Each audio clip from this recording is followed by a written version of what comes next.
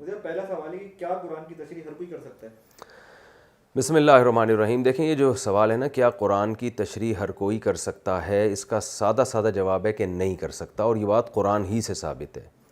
قرآن مجید میں سورہ نحل میں اللہ تعالیٰ کا ارشاد ہے وَأَنزَلْنَا إِلَيْكَ الذِّكْرَ لِتُبَيِّنَ لِلنَّاسِ مَا نُزِّلَ إِلَيْهِمْ وَلَعَلَّهُمْ يَتَفَكَّرُونَ کہ اے نبی ہم نے آپ پر اس قرآن کو نازل کیا تاکہ آپ لوگوں کے سامنے ڈیفائن کریں کہ کیا نازل کیا جا رہا ہے. اس سے پتہ چلتا ہے کہ قرآن کی سب سے پہلے تشریح کون کرے گا؟ رسول اللہ صلی اللہ علیہ وسلم.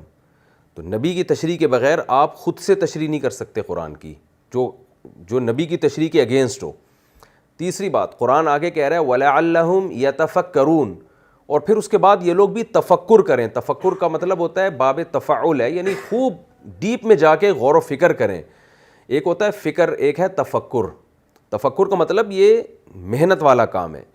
تو یہ ظاہر ہے وہی لوگ کریں گے جن کو پورا قرآن معلوم ہو، تاکہ وہ اللہ کے کلام کا ایسا مطلب بیان نہ کریں جو اللہ دوسری جگہ اس کی نفی کر رہا ہو. تو ان کو پورا قرآن آتا ہوگا، ساری احادیث آتی ہوں گی کہ نبی کیا تشریح کی ہے، اور قرآن خود اپنی آیتوں کی دوسرے مقام پہ کیا تشریح کر رہا ہے. تو جن میں یہ کمال ہوگا، علم اتنا کامل ہوگا، وہ پھر اس میں تفکر کریں گے. یعنی قرآن، حدیث، اور پھر یہ تفکر جس کو اجتہاد کہا جاتا ہے فقہاء کرام کا. تو ان تینوں چیزوں کا مجموعہ جب مکس ہوگا، جمع ہوگا، تو پھر جو رائے آئے گی سامنے وہ قرآن کی حقیقی تشریح ہوگی. اور جو ان کا اہل نہیں ہے، جس کو احادیث کا نہیں پتہ، پورے قرآن کا نہیں پتہ، اور اس کو اللہ نے یہ تفکر کی صلاحیت ہی نہیں دی ہے، تو وہ شخص قرآن مجید کی تشریح کا اہل نہیں ہے، اور اس کی تشریح قابل قبول نہیں ہوگی. یہ بات قرآن ہی سے ثابت ہے. اچھا، اس پر لوگ اشکال کرتے ہیں. قرآن میں آتا ہے وَأَنزَلْنَا إِلَيْكَ الذِّكْرَ لِتُبَيِّنَ لِلنَّاسِ مَا نُزِّلَ إِلَيْهِمْ وَلَقَدْ يَسَّرْنَا الْقُرْآنَ لِلذِّكْرِ فَهَلْ مِن مُدَّكِرٍ کہ ہم نے قرآن کو ذکر کے لیے آسان کر دیا ہے، کوئی ہے سمجھنے والا؟ تو اللہ تو کہہ رہے ہیں آسان کر دیا، جبکہ آپ کہتے ہیں کہ جی علماء کہتے ہیں کہ اس کے ماہرین جو ہیں وہ تشریح کریں گے. تو اس کا جواب یہ ہے کہ قرآن مجید نے یہ کہا ہے ہم نے اس قرآن کو نصیحت کے لیے آسان کر دیا ہے. تو نصیحت کا تعلق ہے واقعات سے، آخرت سے. وہ چیزیں بہت آسان ہیں، ان میں کسی کی تشریح کی ضرورت نہیں ہے ہمیں. جیسے قرآن نے موسیٰ علیہ السلام کا واقعہ بیان کیا، یوسف علیہ السلام کا واقعہ، ان چیزوں سے نصیحت حاصل ہوتی ہے، موٹیویشن ملتی ہے. تو یہ موٹیویشن قرآن سے ہر ایک کو ملے گی. ہاں، جہاں احکام کا باب آئے گا، جہاں حلال و حرام کی بحث آئے گی، وہاں ہمیں حدیث اور پھر فقہاء کرام کا فقہ دیکھنا پڑے گا. اچھا، مجھے اب ایک سوال اور اٹھایا جاتا ہے کہ کیا اولو الامر اہل بیت ہیں؟ اہل بیت میں یہ جو قرآن مجید میں اللہ تعالیٰ کا ارشاد ہے نا کہ اطیعوا اللہ و اطیعوا الرسول و اولی الامر منکم، کہ ایمان والو اللہ اس کے رسول کی اطاعت کرو. اور اولو الامر، امر کہتے ہیں کسی بھی معاملے کے اہل کو، اولو الامر کہتے ہیں کوئی بھی معاملے کا اہل. تو اس سے اہل بیت مراد نہیں ہے، کہیں بھی حدیث میں نہیں ہے کہ اس سے اہل بیت مراد ہیں. ہاں، اہل بیت میں وہ نبی کے اہل بیت جو فقیہ تھے، جیسے عبداللہ ابن عباس تھے یا حضرت عباس رضی اللہ عنہ تھے، ان کو اللہ نے تفقہ اور بصیرت دی تھی. تو قرآن کی آیت کا جو اصل مفہوم ہے اولو الامر، یعنی جس چیز میں بھی تم اطاعت کر رہے ہو اس کے ماہرین کی رائے کو لیا جائے گا، یہ مطلب ہے اس کا. یہی وجہ ہے کہ میڈیکل سائنس کا جہاں مسئلہ ہوگا ڈاکٹروں کی رائے لی جائے گی، جہاں انتظامی مینجمنٹ کا مسئلہ ہوگا حکمرانوں کو فالو کیا جائے گا، جہاں شریعت کی بات ہوگی علماء کو فالو کیا جائے گا، چاہے وہ اہل بیت ہوں یا اہل بیت نہ ہوں. جس کے پاس علم زیادہ ہے اس صاحب علم کو فالو کیا جائے گا. یہ قرآن کی آیت اولو الامر کا مطلب ہے، اور لاجک کی بات بھی بالکل یہی ہے. کیا شریعت پر عمل محدود تھا اور منسوخ ہو گیا؟ کیا اب بھی ترکیت، حقیقت اور معرفت قابل عمل ہے، یا ان کی وضاحت بھی مطلوب؟ نہیں، دیکھیں یہ بات بالکل غلط ہے کہ شریعت پر عمل محدود تھا منسوخ ہو گیا، ایسا کچھ بھی نہیں ہے. رسول اللہ صلی اللہ علیہ وسلم کے بارے میں قرآن میں آتا ہے کہ اے نبی آپ ان سے کہہ دیجئے انی رسول اللہ الیکم جمیعا، اے لوگوں میں ساری دنیا کے سارے انسانوں کی طرف رسول ہوں. تو ساری دنیا کے سارے انسان میں قیامت تک آنے والے انسان ہیں، اسی وجہ سے نبی صلی اللہ علیہ وسلم آخری نبی ہیں، آپ کے بعد کوئی نبی نہیں ہے. وجہ اس کی یہ کہ آپ کی نبوت قیامت تک کے لیے. تو اس کی کوئی دلیل نہیں ہے کہ اللہ نے آپ کی شریعت کو منسوخ کر دیا. اگر کیا ہوتا تو پھر اللہ نیا نبی بھیجتا، اور ظاہر ہے نبی صلی اللہ علیہ وسلم کے بعد کوئی نیا نبی نہیں آ سکتا. تو یہ شریعت جو نبی لے کر آئے تو وہ قیامت تک کے لیے. اور یہ رہا مسئلہ کہ طریقت اور شریعت کا، دیکھیں یہ اصطلاحات ہیں. ایک ظاہری مسائل ہوتے ہیں، نماز پڑھو، روزہ رکھو، زکوٰۃ دو. ایک ہوتا ہے باطنی. باطنی کیا ہوتی ہیں؟ شریعت کے حکام جیسے حسد ہے، کینہ ہے، بغض ہے، دنیا کی محبت ہے، یہ چیزیں ختم کی جائیں، اس کو طریقت کہا جاتا ہے. تو یہ بھی شریعت ہی ہے، لیکن اس کو ایک الگ ٹرم، ایک الگ نام دے دیا گیا ہے. تو ان میں کوئی بھی چیز قرآن و سنت سے باہر نہیں ہے، اور ان دونوں کے بارے میں ہمیں قرآن و حدیث میں ہی رہنمائی ملتی ہے. اچھا، کیا قرآن کے ظاہری معنی کے علاوہ باطنی معنی بھی ہیں؟ آغا خانیوں کا دعویٰ ہے کہ دیگر فرقے قرآن کے ظاہر پر عمل کرتے ہیں اور ہم قرآن کے باطنی پر عمل کرتے ہیں، جو کہ اصل میں مطلوب ہے. کیا ان کا یہ دعویٰ درست ہے؟ دیکھیں، قرآن کا یقیناً ایک ظاہر ہے، ایک باطن ہے، اس میں تو دو رائے نہیں ہے. ظاہر کا مطلب کیا ہے کہ سرسری غور کرنے سے ایک حکم سمجھ میں آتا ہے، ڈیپ میں جائیں گے آپ تو اور زیادہ قرآن کے جو راز ہیں ہمارے سامنے آتے ہیں. لیکن وہ جو قرآن میں جب آپ ڈیپ میں جائیں گے تو وہ قرآن کے ظاہر کے خلاف نہیں ہوگا، بلکہ اس سے ایک جیسے سمندر ہے نا، آپ اس کی جتنی گہرائی میں جائیں گے موتی اس سے نکلتے چلے جائیں گے. تو یہ نہیں کہ سمندر کے اوپر جو چیز ہے وہ نہیں نکل سکتی، گہرائی میں جائیں گے تو وہ ہی نکلے گی. تو قرآن کا ظاہر بھی ہے، باطن بھی، لیکن ان دونوں میں ٹکراؤ نہیں ہے.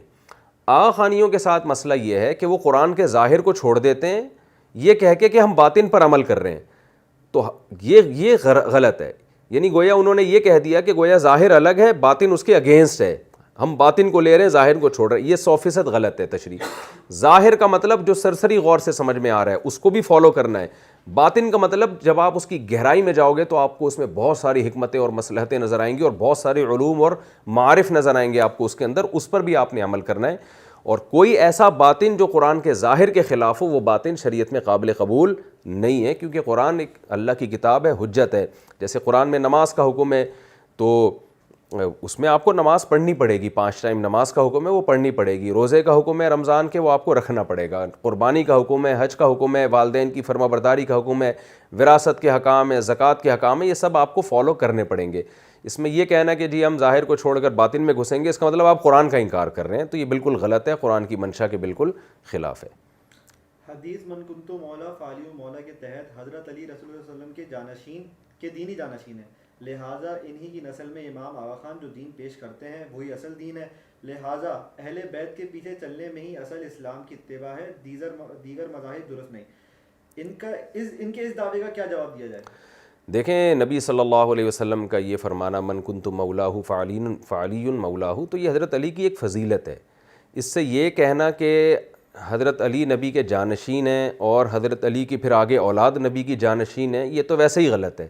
اس لیے کہ خود حضرت علی کون سا نبی صلی اللہ علیہ وسلم کی اولاد میں ہیں، وہ تو نبی کے داماد ہیں، تو نبی کے بیٹے تو نہیں ہیں.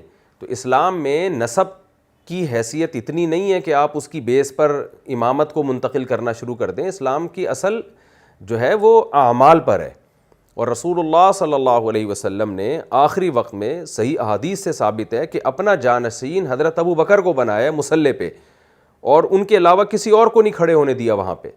تو نماز جو ہے نا یہ سب سے بڑا ایک مظہر ہے. اور پھر حضرت علی نے، حضرت عمر نے، تمام صحابہ نے حضرت ابو بکر کے ہاتھ پہ بیعت کی ہے.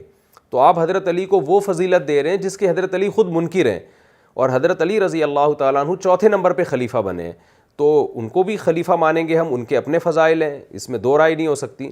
لیکن نبی صلی اللہ علیہ وسلم نے جو اپنی زندگی میں اپنا جانشین بنایا وہ حضرت ابو بکر کو بنایا، پھر ابو بکر نے حضرت عمر کو بنایا، پھر حضرت عمر نے ایک کمیٹی بنائی جس میں حضرت علی بھی تھے، حضرت عثمان بھی تھے. اس کمیٹی نے پہلے حضرت عثمان کو منتخب کیا، پھر حضرت علی کو منتخب کیا. تو ایسا کہیں بھی نہیں ہے کہ یہ دین کوئی ایسا تو نہیں ہے نا کہ رشتہ داری پر مبنی ہے، تو دین تو اعمال پر ہے. اور نبی صلی اللہ علیہ وسلم کی ساری تعلیمات یہی، اور یہی اسلام کا حسن ہے کہ وہ کسی رشتہ داری کی بیس پہ ترجیح نہیں دیتا، وہ اعمال کی بیس پہ اور نبی کے قرب کی بیس پہ ترجیح دیتا ہے. تو حضرت ابو بکر چونکہ عمر میں زیادہ تھے اور نبی صلی اللہ علیہ وسلم کا ساتھ سب سے پہلے انہوں نے دیا، تو اس لیے ان کو نبی صلی اللہ علیہ وسلم نے اپنا نائب اور جانشین بنایا. تو یہی ترتیب ہے. اور سب سے پہلے عمل دیکھا جائے گا. حضرت علی کی اولاد میں اگر کوئی معاذ اللہ خدا نخواستہ بد عمل ہے، نماز نہیں پڑھتا، زکوٰۃ نہیں دیتا، نظر کی حفاظت نہیں کرتا اور شریعت کو فالو نہیں کرتا، تو حضرت علی خود اس سے برات کا اعلان کریں گے قیامت کے دن. تو ان کو کیسے امام مانا جا سکتا ہے، کیسے اپنا مقتدی اور رہبر بنایا جا سکتا ہے؟ تبھی تو قرآن کہتا ہے وَلَوْ كَانَ آبَاؤُهُمْ لَا يَعْقِلُونَ شَيْئًا وَلَا يَهْتَدُونَ، کہ باپ دادا کو فالو کرتے ہو اگرچہ وہ خود سیدھے راستے پر نہ ہو. تو اگر کسی کا باپ دادا چاہے وہ اہل بیت میں سے ہی کیوں نہ ہو، وہ خود سیدھے راستے پر نہیں ہے، تو اس کو فالو کرنا یہ کسی بھی مذہب کی تعلیمات نہیں ہے. تو ہم اہل بیت سے محبت کرتے ہیں کیونکہ نبی کے رشتہ دار ہیں، لیکن اہل بیت کو ان کو وہ مقام دینا جس پہ وہ خود بھی مطمئن نہیں ہے, راضی نہیں ہے, تو یہ بالکل شریعت کی تعلیمات کے خلاف ہے. اچھا, ان کا یہ بھی کہنا ہے کہ دعا عبادت کا مغز ہے, دعا ہی عبادت ہے, لہٰذا ہم نماز کے بجائے اصل مغز پر عمل کرتے ہیں, کرتے ہوئے 3 وقت کی دعا پڑھتے ہیں. ہم اصل حکم پر عمل کرتے ہیں اور آپ لوگ ظاہر پر عمل کرتے ہیں. اس کی کیا حقیقت ہے؟ یہ کہنا کہ دعا عبادت کا مغز ہے, بالکل ٹھیک ہے, مغز ہے عبادت کا, لیکن اس کا یہ مطلب کہ اللہ کی کوئی عبادت کا آپ کو حکم دے رہا ہے تو وہ حکم چھوڑ کے آپ دعا ہی مانگنا شروع کر دیں, یہ 100% غلط ہے. ورنہ پھر آپ روزہ رکھنا بھی چھوڑ دیں, آپ زکوٰۃ دینا بھی چھوڑ دیں کہ دعا عبادت کا مغز ہے, تو ظاہر ہے دعا اس کا مطلب ہے کہ دعا بھی مانگیں. باقی اللہ نے جہاں نماز کا حکم دیا ہے تو دعا مانگنے سے وہ نماز نہیں بنے گی. نمازوں کی ایک ٹائمنگ ہے, فجر کا وقت ہے, ظہر کا وقت ہے, عصر کا وقت ہے, مغرب کا وقت ہے, عشاء کا وقت ہے. تو جو شریعت نے ہمیں حکم دیا ہے, جب تک اس اسپیسیفک اس حکم کو پورا نہیں کیا جائے گا, اپنی طرف سے اس میں ایڈیشن آپ نہیں کر سکتے. تو نماز سے پہلے بھی دعا مانگ سکتے ہیں, نماز کے بعد بھی, لیکن نماز ہی کے طریقے پر آپ کو پڑھنی پڑے گی, اور کیونکہ یہ اللہ کا حکم ہے. ورنہ تو ساری عبادتیں آپ اس طرح سے کینسل کر دو, حج کو بھی آپ ختم کر دو, رمضان کے روزے بھی ختم کر دو کہ بھئی دعا اصل ہے تو پھر دعا ہی مانگو. تو وہ جو اسپیسیفک عبادتیں قرآن مجید میں بتائی گئی ہیں ان پر عمل کرنا پڑے گا, ورنہ قرآن دعائی کا حکم دیتا نا, نماز کا حکم ہی نہ دیتا قرآن.